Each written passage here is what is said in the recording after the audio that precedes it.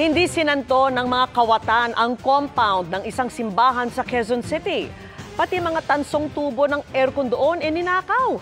Ang nahulikam na krimen at sinapit ng mga suspect sa pagtutok ni James Agustin. Pinagtulungan ng tatlong lalaki na ibaba ang mga copper tube mula sa isang tricycle sa bahaging ito ng Barangay Bungad, Quezon City. Madaling araw nitong Sabado.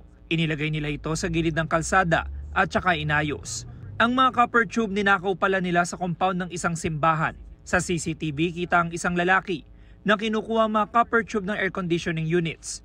Ayon sa pulisya, nadiskubre ng isang empleyado ng simbahan ng pagnanakaw. Nasilip ng ating complainant na sa kanyang cellphone na yung sa live CCTV footage na merong nangaganap na pagnanakaw doon sa kanilang simbahan.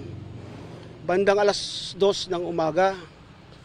Kaya tumawag po sila sa ating PNP hotline, 911. Kaya agad-agad po nakapag-responde ang ating kapulisan. Sa manhunt operation ng pulisya na aresto ang tatlong sospek. Natunto ng ginamit nilang tricycle pero hindi na nabawi ang mga ninakaw na copper tube.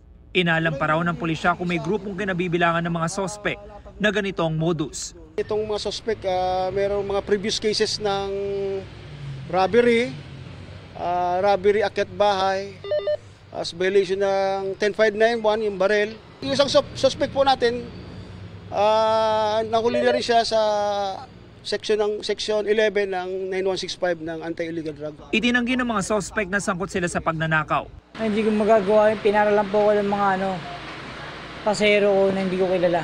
Para sa GMA Integrated News, James Agustin, Nakatuto, 24 Oras.